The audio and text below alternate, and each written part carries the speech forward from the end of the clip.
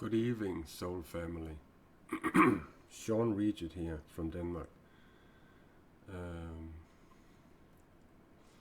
Just gonna give it a little second until my Windows. Yeah, now it's working, and I'm recording my screen so the video goes to YouTube too. I'm gonna wait a couple of minutes until I'm gonna start my live stream. And it's gonna be about what my title is: when your ego is in the way of your healing. I'm gonna start by sharing my live stream in my groups, so hang in there, guys.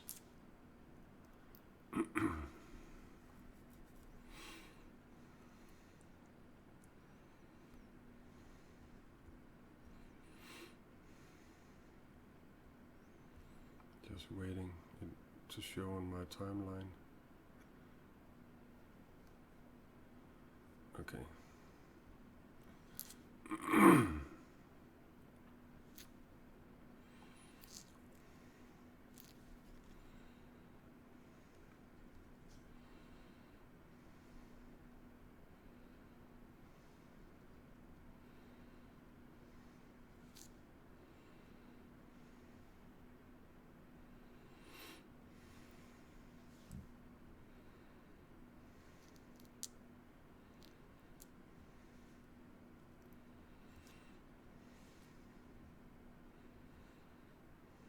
Give me a second, I'm not sharing my live stream in the groups I'm in.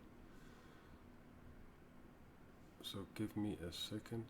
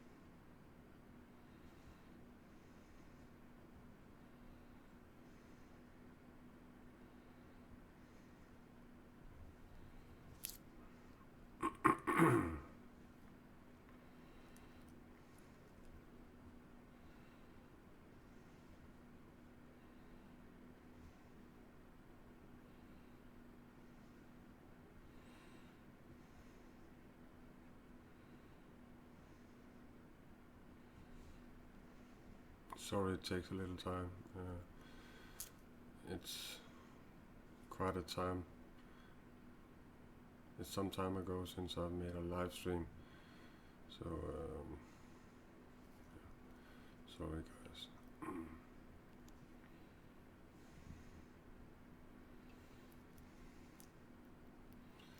Okay, here we go.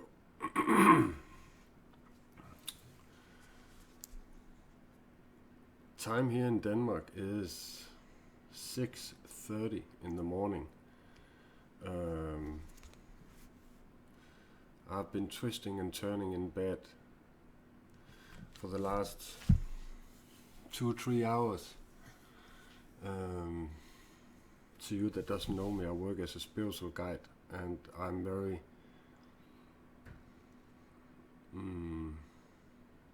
I get intuitive hits, I get messages, I get downloads, and I haven't been online for a long time, for I think 6-7 months, and that's for personal reasons I don't want to get into. This video that is going to be about when your ego is in the way of your healing. This video is inspired by a soul that I love so dearly, and that I have more or less have had as a client, and has really guided this person out of the self-created hell into the place this person is right now in this person's life. And in all my 22 years, 23, 24, I don't know how many years I've been working, the people I have given up on can be counted in one hand. Not to say that I know all the people I've helped are feeling better today, but I know that the push, the loving, caring push I gave them through the talk we had, either being on Skype, on Facebook,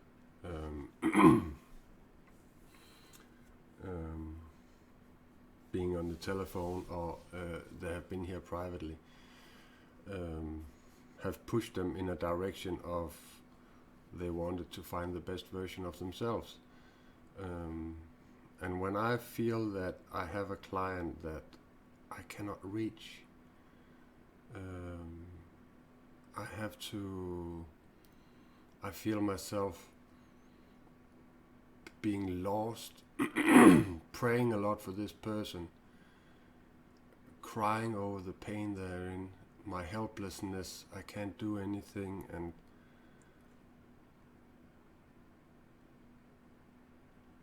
I was so inspired. I was lying here in bed and I was thinking about a talk we had here tonight, where I was, like I normally do, I keep pulling out the things that I've been working with my whole life, the realizations, my slogans, the things you do that makes you feel bad. Are you willing to stop doing that to start feeling good?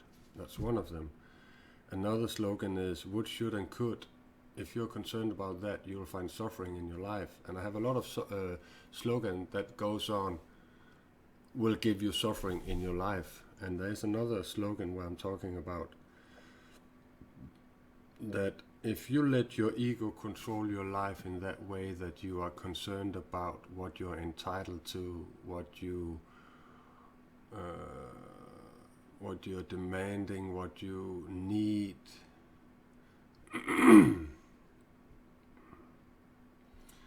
then you're going to find suffering again. And I remember in this talk I was sitting there I wanted to reach this person's heart like I have reached it so many times, and I tried to tell this person that the things that you concentrate about, the things that you talk about, the things that you write about, the things that you cry about, the things that is occupying your head are the things you're going to attract into your life. You're going to multiply whatever you use your mind on. And that is actually also the reason for me not being live for so many months. I have felt myself getting lost in this process of trying to be there for a person that I really deeply care for so much.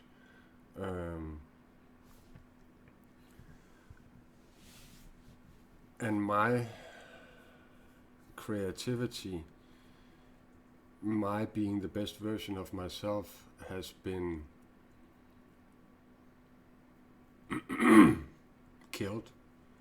I have allowed something outside of me to take control of me, because again, I cannot control how people behave, react, or what they say. I can control how I react to it. But sometimes, especially when you have emotions and you feel a tight connection, a soul, not a soulmate, but a soul family, and you are, I am the spectator to what I would call a slow suicide, then it really pains me, it really hurts me. And I know a lot of you guys out there know this when I'm talking about it, that we know people that in their way of behaving, talking, thinking, they are really messing their own life up, and maybe you're one of those that have tried to help these lost souls getting on the right path in life again, and had to give up. Sorry for this, but I stopped smoking, I don't know, 4 or 5 months ago, and after I've started using this electronic e-cigarette, I'm still getting annoyed in my throat, so that's the next thing I'm gonna, but at least I'm not smoking cigarettes. And while I remember it, I want to say you're very welcome to ask any questions. I will not look at them and answer them until I'm finished talking about this subject, because my experience is that I'll get away from the subject what I'm being intuitively guided to talk about and speak about. So I will, when I'm finished, when I feel that there's empty on level 1, I will look over and I will take the comments one by one, if there are any, and I will answer them. So hang in there, and should you have any questions regarding this live stream, you're very welcome to write them down, and I will answer them at the end of the live stream.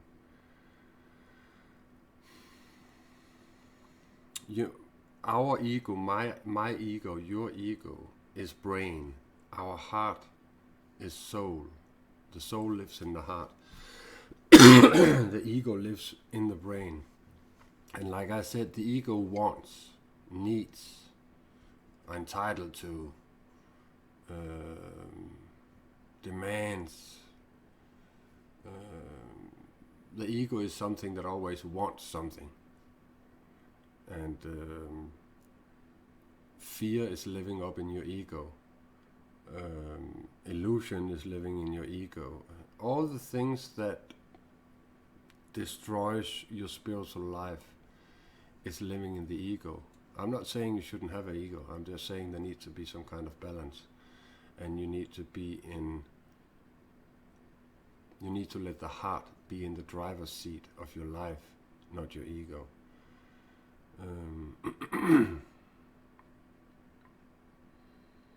And I'm hoping that this video will reach this person on the deepest level in their soul, and this person will understand that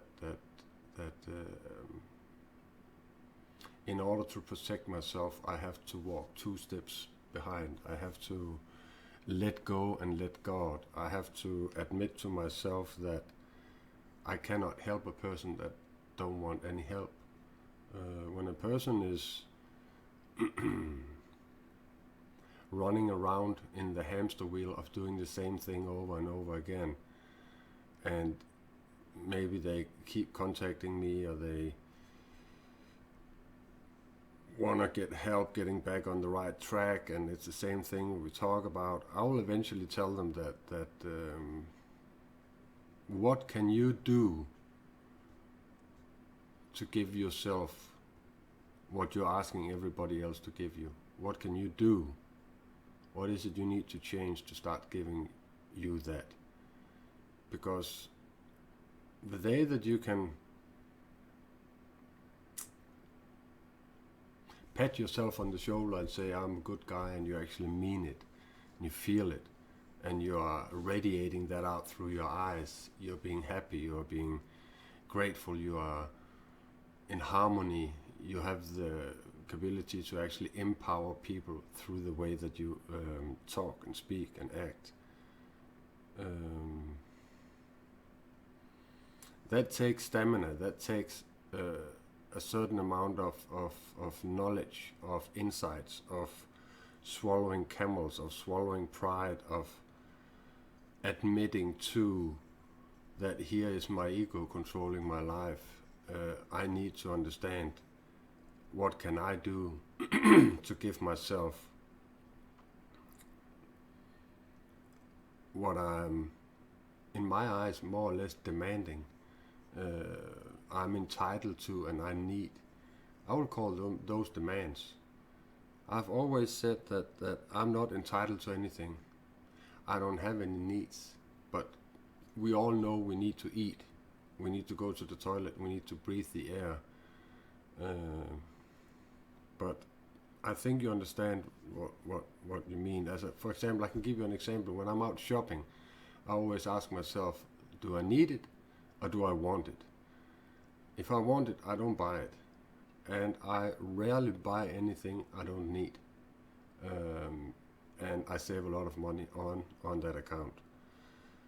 And if I should transfer that into being a spiritual person, then I would say something like, every time I'm about to do an action, or I'm about to think this, or I'm about to say this, I would practice myself in asking myself, are you ready to pay the consequence of that thought, of that action, of those words? Are you ready to pay the consequence of those actions? Because if you have the ability to actually look at yourself honestly, with some self-respect, with some self-love, with some ethic, with some moral, as what's right and what's wrong, and you are on the path of wanting to be the best version of yourself, then you would have no problem about admitting, okay, here are some things I need to change. No, I'm not ready to pay the consequence of this thought, this action, these words, so I'm not going to say them. Or maybe you will say differently, or maybe you will act differently. But my point is here that I want to give you the chance of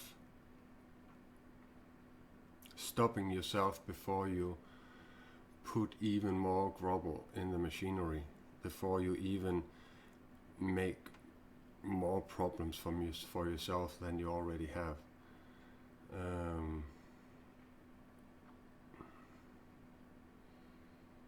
To be able and willing to admit when you are wrong about something that actually destroys you, that takes balls. To go from an ordinary life to wanting to start to walk the spiritual path, it takes balls, because it is not something you just choose to do. First of all, it is mostly something people are being called to, through they had enough of their own self-inflicted pain. They are like coming to an end in something in their lives. They want to stop. They have reached a point where enough is enough, and there must be something else to life. We all have to remember that if we have a belief that there are something divine, there are angels, there are somebody listening, something listening, then from that thought to actually start thinking that all our thoughts are heard, all our words are heard, and then go to, everything is a prayer, life is a whole prayer. And what we as a human being needs to develop and get better at is listening for the answers. Because the answers doesn't come like a loudspeaker, like a speaker in the sky that starts to talk to you. It can come in, I'll just give some examples I've heard people say, in a commercial on TV that reminds them of something, in a picture they see where there are some text, in a phone call, in a newspaper you open and you suddenly see something. The answers to your prayers comes in so many ways. God is in the small details, and that is what I want you to remember.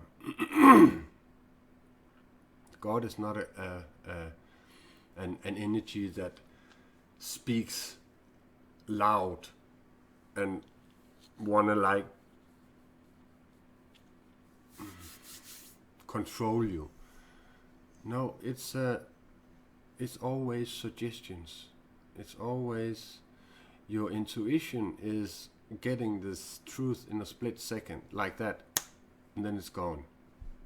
Like the video I uploaded here a couple of days ago where my mentor Carolyn Miss talks about that. When you start to react to that intuitive hit, then you're starting to feeling the emotions that comes with that intuitive hit. Then you're putting something onto it. Intuition doesn't have feelings. You're the one putting feelings to it.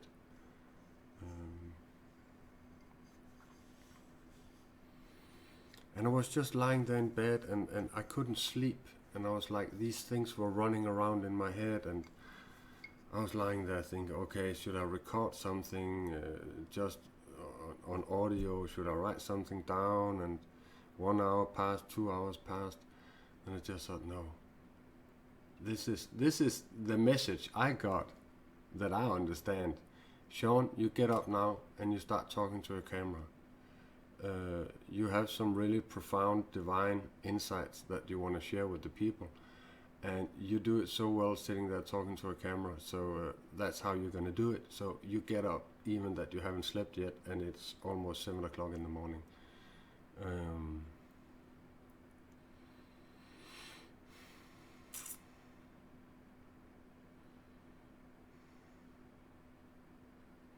There needs to be some kind of balance between heart and ego. There needs to be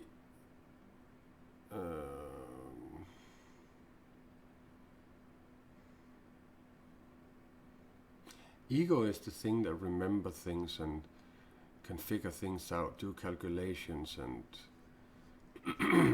but when you get, for me, I'm a solution-focused man, and I used to say that there are two kinds of people: solution-focused and problem-creating people.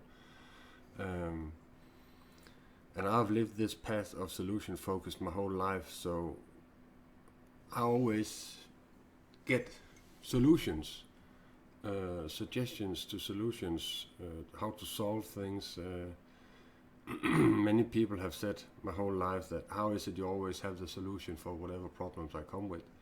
And I said, first of all, it's not me that has the solution. It is something that comes to me and I'm just sharing it with you. And I don't care if you believe in the divine or if you even care in what I choose to call God, and the grace that we're all living, that so many traditions call so many things, energy. But that synchronicity that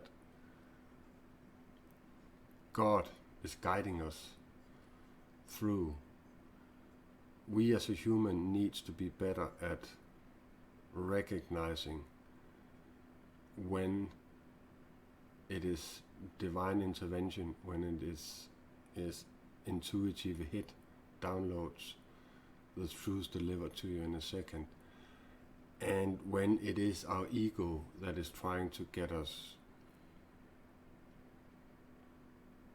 off our path.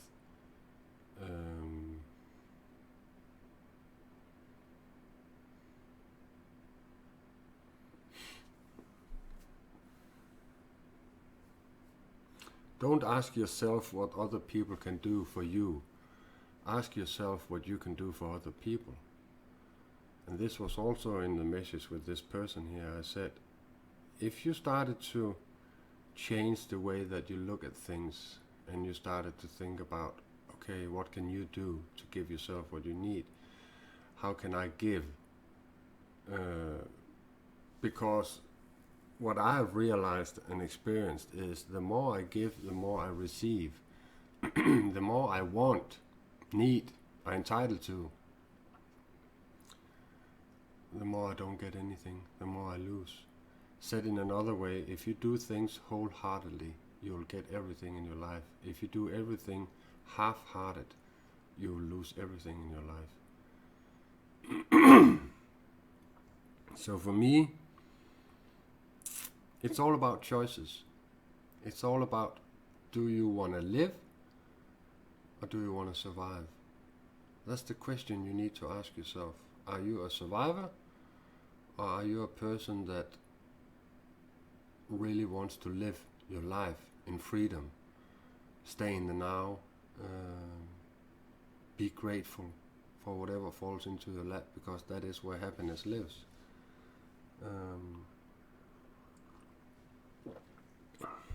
I had the balls to write a post that is called "Here's the Recipe for Eternal Happiness." And to make it short, I think I write something about, if you're able to being grateful for whatever falls into your lap, whatever, breaking your legs, it's raining, your girlfriend leaves you, you're winning the lotto, whatever, if you're being able to be grateful for whatever falls into your lap, and you can live in the now, and you have admitted too that you're not controlling anything. God is controlling everything. He's trying to synchronize everybody's life. And every time I try to control my life, everything goes haywire, what it's called. It doesn't work. But when I gave up my control for wanting to control everything in my life, and I said, okay, your will happening, not mine, I started to receive so many presents. I started seeing miracles happen in front of my eyes, both with myself and with other people's lives, and the effect I have on people. Like most of you already know, I'm a person that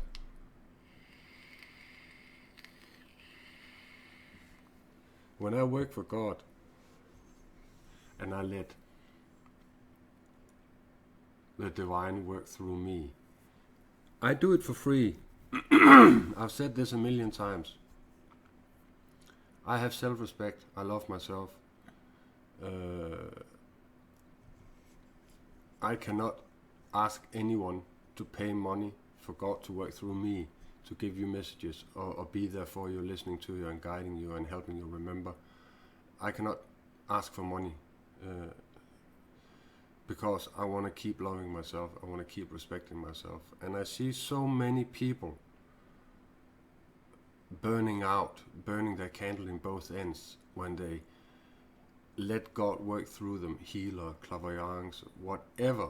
Let God work through you, and they ask for money for that job. I see so many people burn out. I see so many people stop doing what they, with good intentions and with that ability they have burnout in their work, because what they don't realize is that when you ask for money, you will actually attract a lot of what I call energy vampires. You will attract a lot of people that, how can I say it? You'll attract a lot of people that say something like this: can you please fix me? Tell me what to do. Could you please give me some healing? I need it. And then they call a week later: can you please give me some healing? And they call a week later. When people ask me if I can heal, I say yes. And they say, could you please heal me because of this and this and that? And I said, yeah, I already have it. I was healing it when you were speaking. What does it cost? And I say, it doesn't cost anything. But I would much rather teach you how to heal yourself, because in my opinion, we all have the ability to heal ourselves. It's all about the words that you say. It's all about how you pray. Because like I said in the beginning of this in this live stream, your life is one long prayer. Your thoughts, your words, your actions are being watched. And everybody, when they're on their deathbed, will fold their hands, even if they haven't had any faith their whole life. Everybody will fold their hands. And I normally say that the atheists, the non-believers, are the best ones to start to have faith. And like another thing I've been laughing a lot about, I hear people often say, good luck. And I can't help myself. I keep saying, luck are for people that doesn't have any faith. Because I don't need good luck. What will happen will happen. If I manifest it, if I send out positive signals, positive energy out to the universe, it will come back to me. This person that this live stream is about, I have this thing I have been doing for many, many years. Every morning when I get up, the first thing I do is I put my feet out to the side of the bed and touch the ground, and I put my hands out and I say, today I'm gonna create a good day. That's the first thing I say to the universe. It's like I'm saying hello to my guardian angels, to my whoever might be listening out there, soul family, spirits. I send out good intentions to everybody and to myself. And I wish everybody may have a good day. And I stay on that path. My intention is to stay on that path the whole day, on a positive, vibrating path. And I'm only human. I make mistakes. I say things I don't mean. I react in ways I don't like. But from I started to now, I have really gotten better at stopping myself before I do something that will make me hate myself afterwards. In one of these spiritual tools I've written 5 spiritual tools down that I wish you all would take a look at and really take it seriously. One of the tools are write a self-esteem list, and I've talked about this many, many times. But I will keep going back to the things that works, and I'll keep sharing things that, if you have heard me before speak, you might have heard me talk about this before. But to be able to sit down and look on yourself honestly and say, I don't love myself when I bite my nails, when I lie, when I steal, when I treat myself badly, when I lie to myself, when I do actions, then when I've done them, I really have a hard time forgiving myself. And all the things that you can put behind the line, I don't love myself. I made a list and I hung it up on the wall, and I was looking at that list, and it was, sorry for the language, it was pissing me off for many years. It was annoying, and I was like, I put new things on regularly because I when I got into that path of looking honestly upon myself, I saw so many things I didn't like about myself. I didn't love about myself. And it actually sprung out from, if I want to find love, I have to be love. I have to love myself. If I want to be respected, I have to show respect. So it all comes down to that this fundament that you as a human being has built your personality on, has built the persona you are.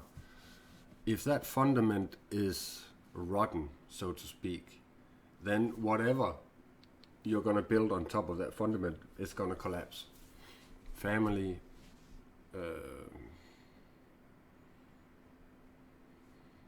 girlfriends, wives, man, job, house, you name it. Whatever you're going to build on your fundament, the fundamental you, if that is not okay, then, like I did for many years, I kept building new things. When something collapsed, I built something new and it collapsed. And I built something new and it collapsed. Then I changed my work, then I changed the girlfriend, then I changed the place where I lived. But I kept coming back to that no matter what I built on my fundament, it kept collapsing. So I was forced to look at, okay, if I want to paint a picture, I love, I don't even know what it's called, anagram, monograms, I can't remember, and the word for it, the English word for paint a picture in your head. But if you want to build a house, a physical house, and your fundament is rotten, there are some stones that are really rotten, then your house will collapse.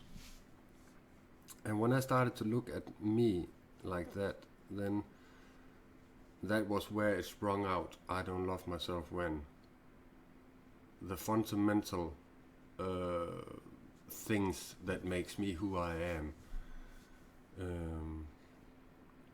The next step was that all the things that I couldn't do anything about, I wrote it down on a piece of paper and put it in a little box called the God box, and I put that box away, and I took the box out once a month, and I read all these notes, and the notes keep pouring in because I kept finding things that I was occupying myself with that I couldn't do anything about anyway, and I wanted to release those things that stressed me and I allowed to stress me, and I kept thinking about and pulled me away from the now, and but eventually when I opened this box, I ran over papers. I found papers where I said, okay, this I'm not doing anymore. I don't behave like that anymore. This is not a problem for me anymore. So I could actually curl it up and say, okay, that's gone. Let go and let God. That's a God box. It's a wonderful tool. Today my God box is up in my head. I have the ability to just say, okay, let go and let God. The more you practice something, the better you get at it. We all know that. That's a universal truth. The more you practice, the better you get at it. And we all have to take baby steps when we're born. We all have to crawl, then we walk. We all know this process of evolution. And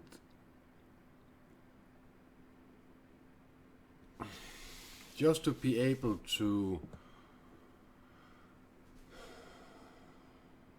want to change, to start thinking these thoughts, to start making the actions that actually changes you, is a big step.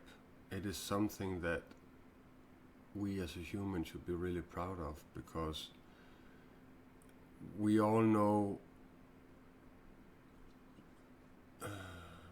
I cannot speak for you, I know that TV, radio, politics, government are manipulators. They are the best manipulators in the world.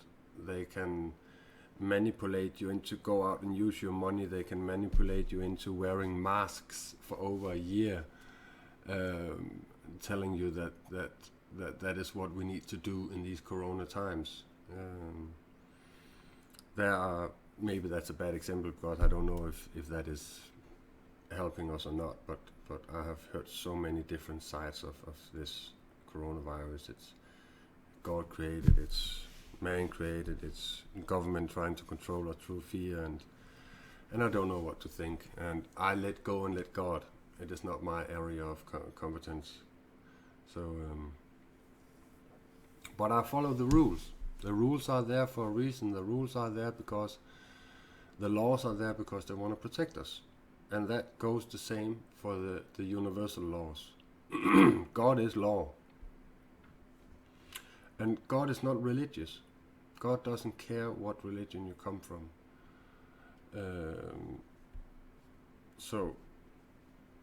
And I'm not religious, but I have my deepest respect for the divine, for God's grace, for the energy that runs through me, that guides me, the intuitive hit, the guidance I get, the solution I'm able to give people over and over again, the loving push I give strangers that contacts me after hearing a live stream, after reading a post, after... One of the things that I normally, when people write something in one of my posts, I always write, "Dear soul, feel free to contact me if you have any questions or you need a talk. I'm always open, and it's free of cost." Not many people follow that advice. And one of my other clients said to me that you must be a busy man. There must be a lot of people contacting you. But I know for a fact that we are not more than maximum between 10 and 15% people that are really on the spiritual path, maximum, and I think that's a high number.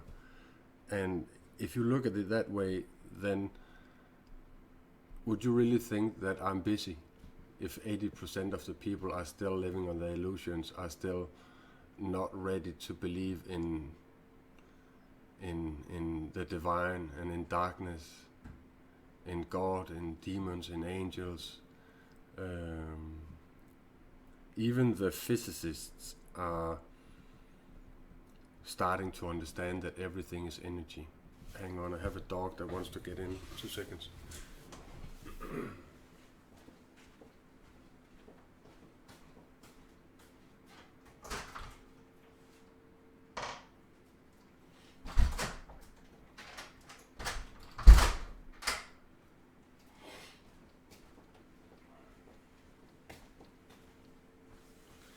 In my opinion, everything is energy.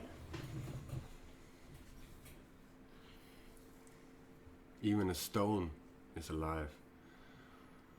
If you take a microscope, a really good microscope, and you zoom into that stone, you'll see particles move inside that stone. Yeah. I don't think I have so much more to say. I just wanted to clarify, broaden your mind, open your heart, explain a little about how ego can stand in the way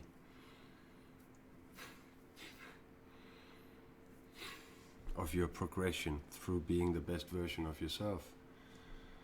It is the willingness to look honestly upon yourself that makes you evolve. The willingness to look honestly upon yourself is what makes you evolve. Because either you're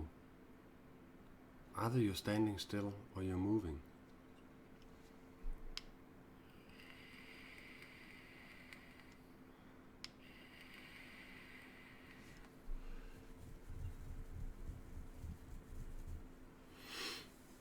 And I really hope that this dear soul that has inspired me to this live stream understands what I'm talking about here. I don't think that this person is unique. I think a lot of people are struggling with this. How does the ego sound? What is the ego's voice? What is its language? And what is the heart's language? One of the simplest ways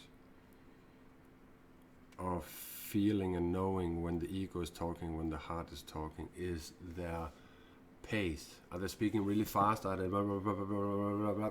That's ego. If they're sitting there calm, talking slowly, taking deep breaths, no hurry, wants to make sure you understand what you're saying, then it's hard. But what I experience over and over again is that because we are so few people talking from our hearts, I meet people that are in their ego that sits like this when I'm talking. And I asked them, do you have something in your throat or what, since you're sitting there saying this sound?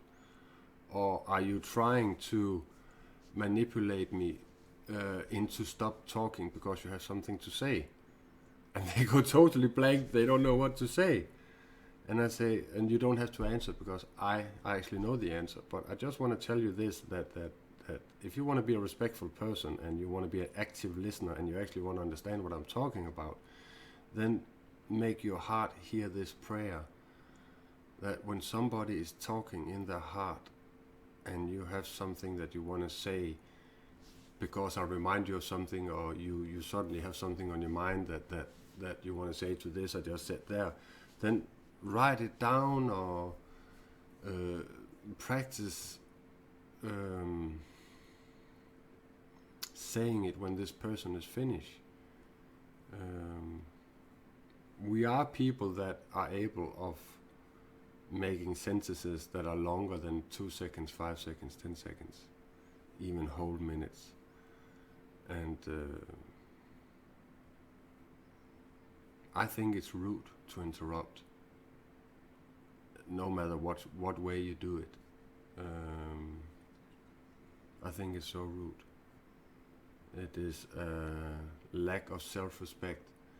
Because if you respect yourself and you love yourself, you will not be able to do things where you don't like yourself when you behave like that. You will not be able to be destructive. You will not be able to be evil by choice or unconscious. You will not be able to do that. And I wish more people would understand this, that is where it all starts. By us being able to be humble, loving and caring and want the best for every person on the planet. And like my dear Carolyn Miss says, what you do to everybody, you do to yourself. How you treat yourself, you treat others too. How you treat others will return to you. It's like if you throw an apple in the neck of somebody, that guy's going to throw an apple in your neck. If you steal a bicycle, somebody's going to steal something from you. The law of karma. These things most people are starting to believe in because these are simple consequences of actions. But to take it a step further, there are consequences to thoughts too. There are holy consequences to everything you think, you say, and you do. Just because you cannot see the consequence doesn't mean it isn't there. That is one of the things that keeps me in line. I keep saying to myself, if there's something called heaven, if there is a God that I have to stand judged for when I'm dead, I would love if God would ask me, what have you done on earth? Which footprints have you made on earth that benefits others? What have you done unselfish for other people? And if he asks me that, I'll be talking for several hours. Because I have understood that it's in the giving that you receive. And I remember in the beginning when I heard this, I was like, and this was my ego talking, do I really just have to give and give and give and don't get anything? What do I get out of it? And I could just hear myself, how this little ego of mine wanted to control things, I'm entitled to, I need, you don't give me. And I realized really quickly that, man, all my suffering comes from when my ego tries to control my life. All my suffering comes from when I'm blaming other people, my loved one, my girlfriend, my boyfriend, my family, my boss, my landlord, my whatever, for the problems you have. I'm not saying they cannot cause problems. That's not what I'm saying. I'm saying that, and back to, if you learn to live in gratitude for whatever falls into your lap, you'll be a happy person.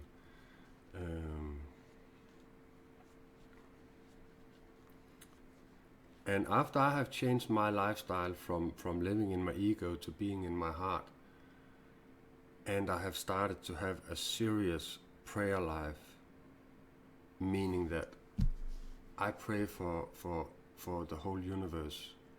I sit in quietness for a couple of hours in the morning with my coffee in my hand, looking out the window, looking at the birds, and I'm sitting just thinking positive things and wanting things to change, and how can I be at service today, and please guide me, and prayer life is important, yeah, but also that to be able to have a spiritual life, you mean a spiritual practice. And a spiritual practice can be compromised into this little thing that whatever makes you happy, do it some more. Whatever makes you sad, what you don't like, stop doing it. And I know this is a mouthful, but if you really think about it, then you know what's right and wrong. You know what makes you happy. You know what you don't like. And if you don't like getting up 6 o'clock in the morning to get to work you actually don't like, change work. It's all about being willing to do new actions. And sometimes it's not fun to change. Actually, most of the times it's not fun to change, but the more that you get into the spiritual life, the more you will appreciate, the more grateful you will be, the less problems you create for yourself, the more in harmony you are. And the thing about this, having faith and pray and being humble, those three things were the three things that Jesus and Buddha and all the big masters, Muhammad, all the big Sufi, all the big masters, they knew that these three things were the only shield that is invisible, but it keeps all darkness away. And this is one thing that if you're struggling with, I can take a really grotesque example. I had a family that called me up and said that their kitchen doors were slamming up and down, the candles were blowing out, the curtains were moving, and they feel coldness, and I said, yeah, it doesn't sound like you have a nice spirit in your house. It sounds like somebody's either mad at you or somebody's stuck in your house. But you know what? It's very simple to get rid of it.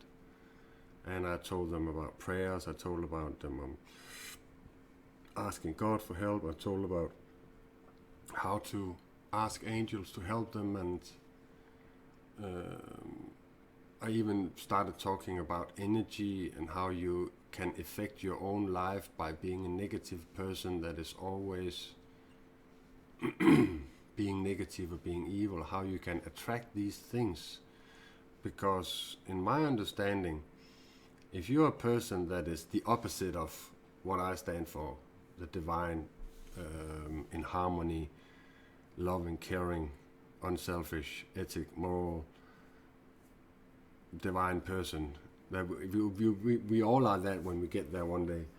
If you're the opposite of that, then you can just as well draw a little target on your forehead for darkness to shoot after, because those are the easiest prey for darkness, because you are in darkness, so it's very easy to let darkness control you and manipulate you and believe in illusions and all that. But every time you take this coat on, God's grace, please protect me, put me in a bubble, hover over me, God, put an angel on each side of my house,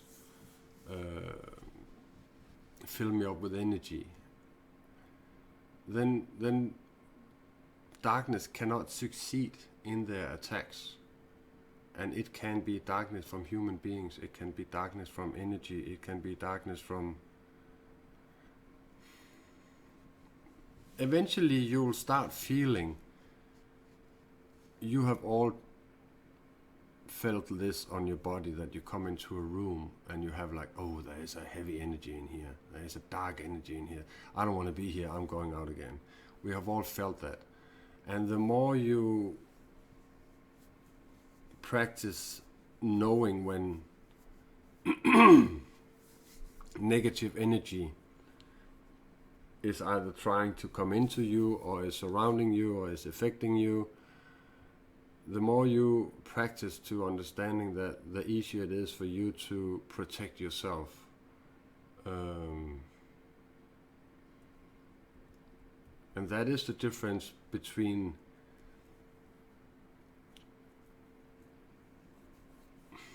living in light and living in darkness, living in harmony, living in disharmony, being constructive, being disconstructive, doing good, being bad, being loving, being evil. There's always two sides of a coin. So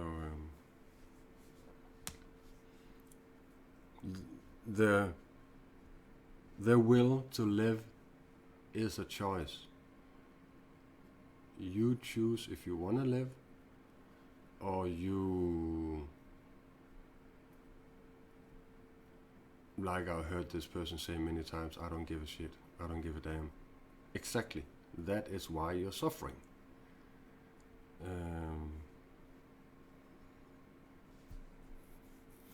We have to change our vocabulary.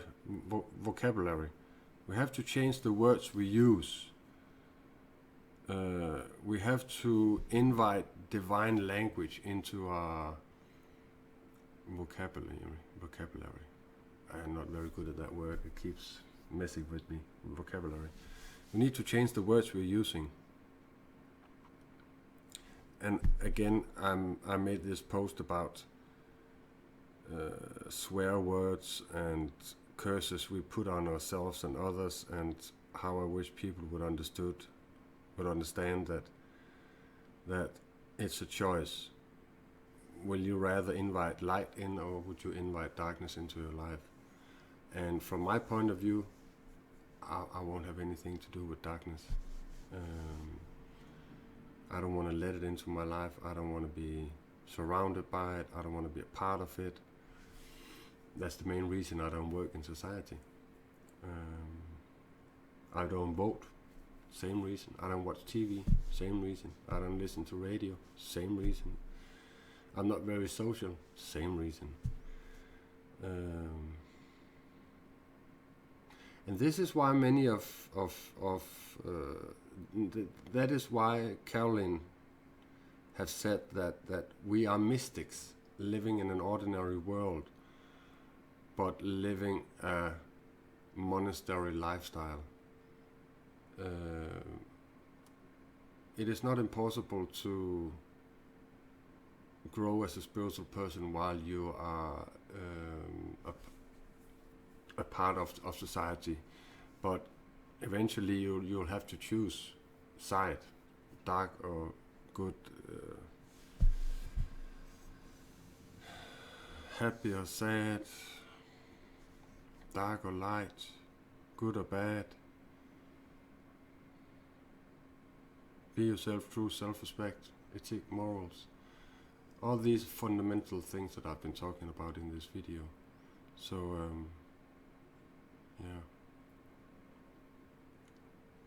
I want to thank you for listening, both here live and on the replay. And I'm so grateful that I was guided to speak to you today, and I hope you can forgive me for have not being live the last 7 months. I think you have a good reason why now I have talked a little about it, that I have let somebody affect me so much that it has killed my fire. I have let the fire go out, and I will not allow that, so I will start blowing into my fire and make it burn again, if that's a picture you can understand. So I don't know when I'm gonna go live next, but I want to wish you all a merry Christmas, and I hope you have some great holidays, and I hope you're safe in the world. And remember, you are not forced to be with your family Christmas evening or in holidays. It is not something you must do. If it's something that drains you and you don't want to, you don't have to. You can choose not to. So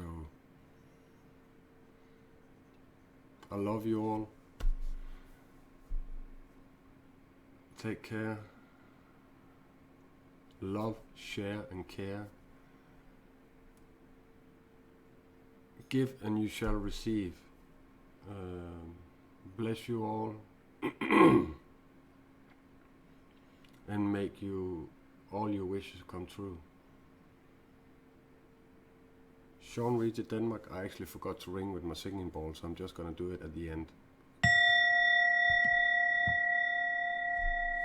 Take care, guys. Feel free to contact me if you have any questions. Just Google my name, Sean Riget. You'll find anything. Telephone number, Facebook, YouTube, Minds, Twitter, you name it. Take care, people. I love you. Peace.